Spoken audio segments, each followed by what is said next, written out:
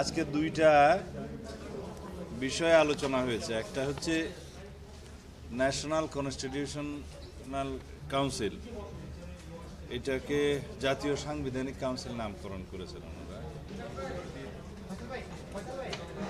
এখানে এই বিষয়টা নিয়ে আপনাদের সাথে আরো অনেক সময় আলোচনা হয়েছে। জাতীয় সংসদের এলডি হলে সম্ভবত কয়েকবার আলোচনা হয়েছে। এনসিসির ধারণাটা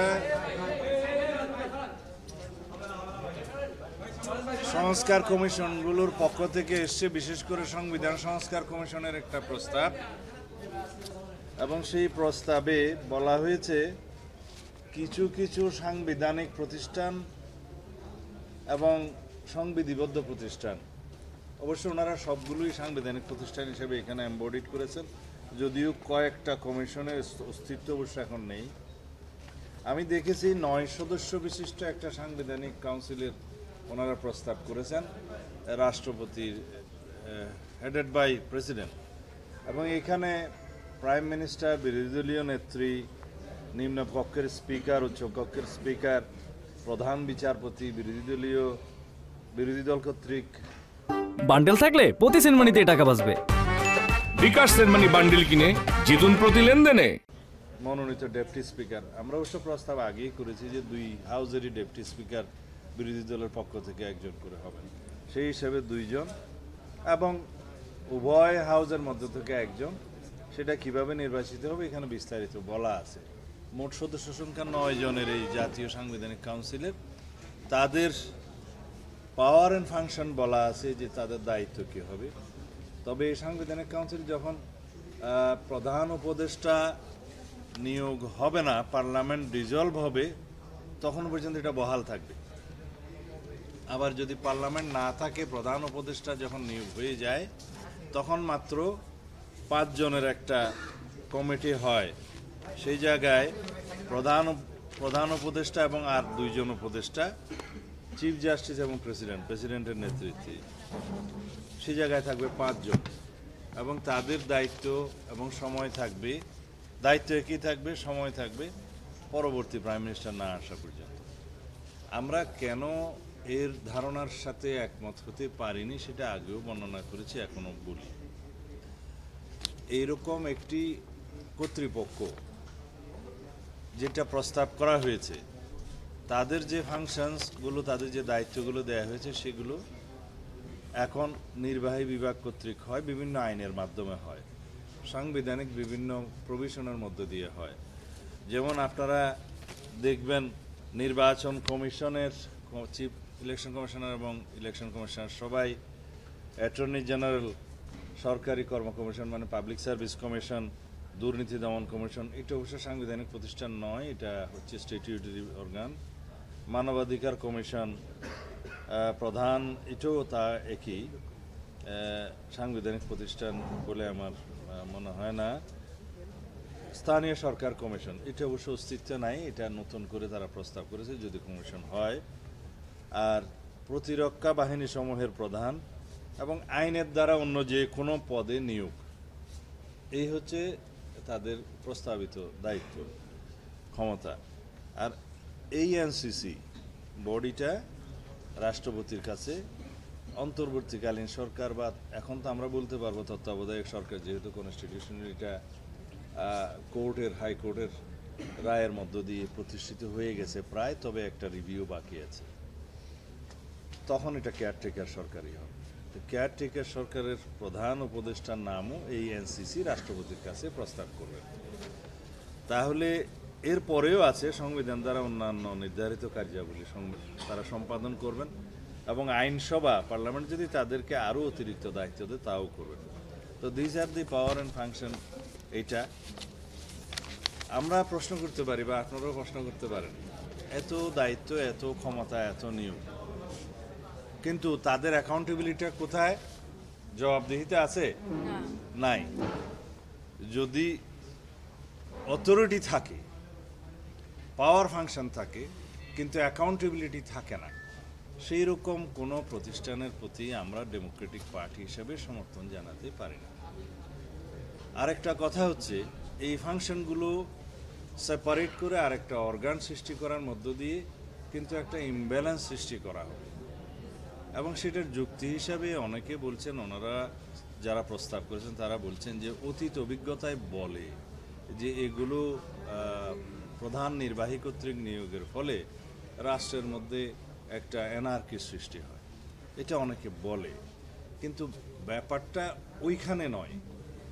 আমরা কেউ ফুয়েরার হয়েছে বলেই পুরা পার্লামেন্টকে তো বিলুপ্ত করতে পারবো না, পুরা নির্বাহী বিভাগকে তো আমরা দোষারোপ করতে পারবো না।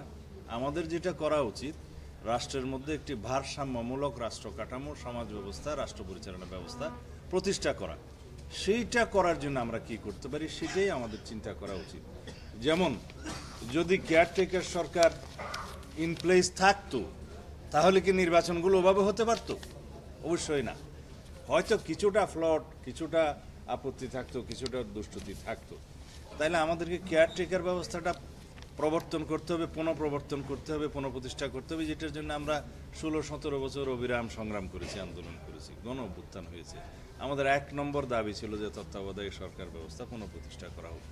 সেইটা যদি পুনঃপ্রতিষ্ঠিত হয়, যেটা হয়েছে অলরেডি, যদি আমরা নির্বাচন কমিশনকে প্রকৃতপক্ষে স্বাধীনভাবে, আইনিভাবে, কনস্টিটিউশনালি অ্যান্ড লিগেলি যদি ফাংশন করতে দেই, তাহলে এই দুটো জিনিসের মধ্য দিয়ে নির্বাহী বিভাগ এবং পার্লামেন্ট সম্পূর্ণভাবে স্বৈরাচারী হওয়া থেকে চিরতরে বিদায় নেবে। যদিও বা ত্রুটি থাকে সেটা দেখবে স্বাধীন বিচার ব্যবস্থা। এই কমপ্লিট ইন্ডিপেন্ডেন্স অফ জুডিশিয়ারির জন্য আমরা যে এখন প্রস্তাব করছি এবং ধীরে ধীরে সব ইমপ্লিমেন্ট হয়ে যাচ্ছে, যদি একটা স্বাধীন বিচার ব্যবস্থা প্রতিষ্ঠিত হয় প্রকৃত অর্থে, যেটা এখন হওয়ার আশা করি এবং হচ্ছে দিনে দিনে, কিছু ভার্ডিক্টের মধ্য দিয়ে, আর কিছু কনস্টিটিউশন রিফরমেশনের মধ্যে দিয়ে, আর কিছু হয়তো তখন রেটিফিকেশন করতে হবে, তার মধ্য দিয়ে এটা হবে। তখন এই ব্যবস্থাগুলো ওয়েল গার্ডেড হবে, ওয়াচ ডগ হিসাবে এই প্রতিষ্ঠানগুলো কাজ করবে। সাথে যদি ফ্রিডম অফ প্রেস, যেটা এখন আপনারা বলতে পারবেন ফ্রিডম অফ প্রেস এখন আগের তুলনায় কতটা উন্নীত হয়েছে, ইন্ডেক্সে আমরা কত বেশি উন্নীত হয়েছি, এবং আশা করি সামনে আরও এই ফ্রিডম অফ প্রেস এবং right to speech, right two association, এটা 100% প্রতিষ্ঠিত হবে যদি এই ভূমিকাগুলো আমরা রাখি, আপনারা সোচ্চার থাকেন। এবং পৃথিবীতে বলা হয় যেখানে ফ্রিডম অফ প্রেস সবচাইতে উন্নত, সেই জায়গার গণতন্ত্র বেশি সমৃদ্ধ এবং উন্নত, কার্যকর। আমরা সেই জায়গাগুলো যাই, আমরা চেক অ্যান্ড ব্যালেন্স প্রতিষ্ঠা করি, আমরা রাষ্ট্রের সকল অঙ্গের মধ্যে একটা হারমোনিয়াস কোঅপারেশন প্রতিষ্ঠা করি in between all the organs of the state, যাতে করে কেউ আরেকটা অঙ্গের উপরে খবরদারি না করতে পারে, ওভারল্যাপিং করতে না পারে, পাওয়ার ফাংশন ডিকটেট না করতে পারে। সেই জায়গাগুলো আমরা প্রতিষ্ঠা করি। আমরা এমন একটা বিচার ব্যবস্থা প্রতিষ্ঠা করি যেই বিচার ব্যবস্থার প্রতি রাষ্ট্রের সমস্ত জনগণের বিশ্বাস থাকবে, এবং শেষ ভরসা স্থল হিসেবে সবাই আমরা আস্থা পাবো, বিশ্বাস রাখবো। তখন এই কাটেল করে, পাওয়ার কাটেল করে নির্বাহী বিভাগকে দুর্বল করে এই রাষ্ট্র ব্যবস্থা প্রতিষ্ঠার মতো কোনো আমাদের প্রস্তাব দিতে হবে না, এখন যেটা আমাদের মানসিকতায় হয়তো আছে।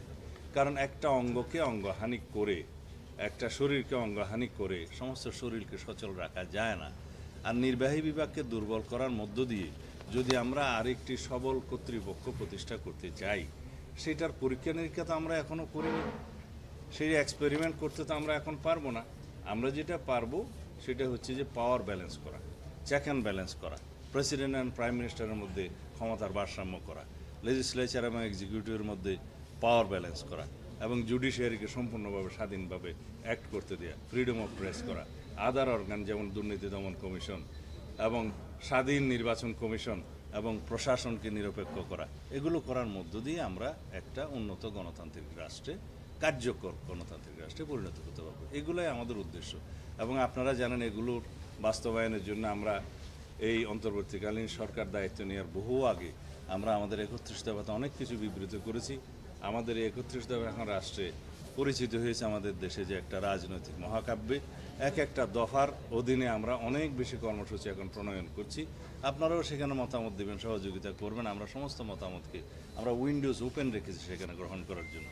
আমার বক্তব্য আপাতত এটা নিয়ে এখানেই শেষ।